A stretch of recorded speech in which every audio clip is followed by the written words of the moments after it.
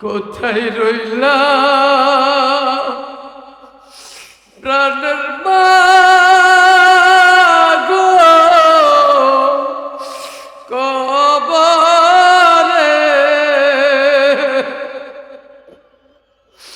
তোমার সন্তান বসে কান্দে মাহফিলে। কোথায় রইলা প্রাণের বাবা, কবরে তোমার সন্তান বসে কান্দে মাহফিলে। আল্লাহ, তুমি আমার মা বাবা সহ যাদের মা বাবা কবরে সবাইকে মাফ করে দাও। সবাই পড়েন রব্বির হামহুমা কামা রব্বায়ানি সগীরা।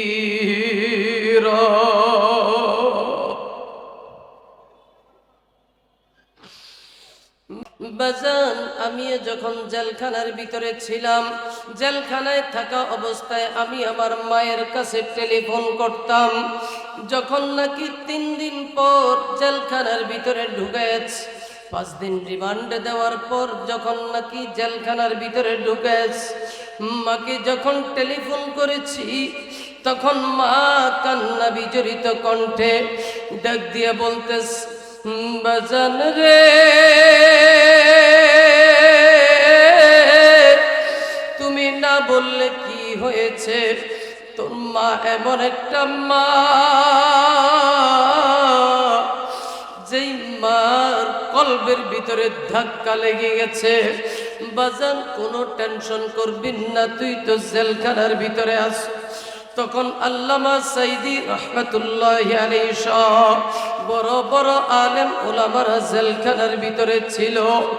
বাজান, আমার মা আমাকে সান্ত্বনা দিত, কিন্তু বড় দুঃখের বিষয়, বিগত 3টি মাস আমার মা বিছানায় শুয়ে গেছে, জবানটা বন্ধ হয়ে গেছিল। গত 29 নভেম্বর আমার মা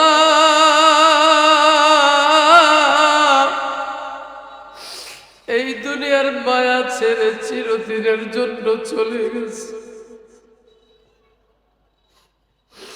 আর কোনদিন মানে মা বলে ডাকতে পারবো না। যখন ছোট ছিলাম, ছোটবেলায় বাবা মারা গেছে। আর গত 29 তারিখে মাও চলে গেছে। মায়ের বয়সে কত মহিলা দেখি, কেউ এখন আর ডাক দিয়ে বলবে না, সন্তান আয়, আমি তোর সন্তান বলে বুকে নিব। মা এমন একটা শব্দ, তামাম পৃথিবী সমস্ত শব্দগুলো যদি এক পাল্লায় রাখা হয়, মা শব্দটা যদি অপর পাল্লায় রাখা হয়, মার কাছে সব হার বেড়ে যাবে। মারে যখন ধরিয়া আমি আর আমার বড় ভাই কবরের ভিতরে নামাইছি, মনটারে বুঝাইতে পারি নাই। এই তো মা চিরদিনের জন্য কবরে শুয়ে গেছে। প্রতিনিয়ত মনের অজান্তে এই চোখ দিয়া পানিগুলো পরে। বাজার, এ যুবক, বাড়িতে যাইয়া তুমি তোমার মাকে দেখবা। আমি বিপ্লবী আর কোনোদিন মাকে পাবো না। মাকে ইচ্ছা করলেও স্বর্ণ দিতে চাইলেও পারবো না।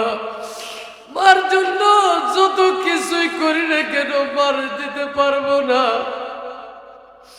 পানের বাটার জায়গায় রয়ে গেছে, মার খাতা মার জায়গায় রয়ে গেছে, মার খাট মার বাড়ি সব রয়ে গেছে, কিন্তু মা নাই। কোথায় রইলা প্রাণের মা গো, কবরে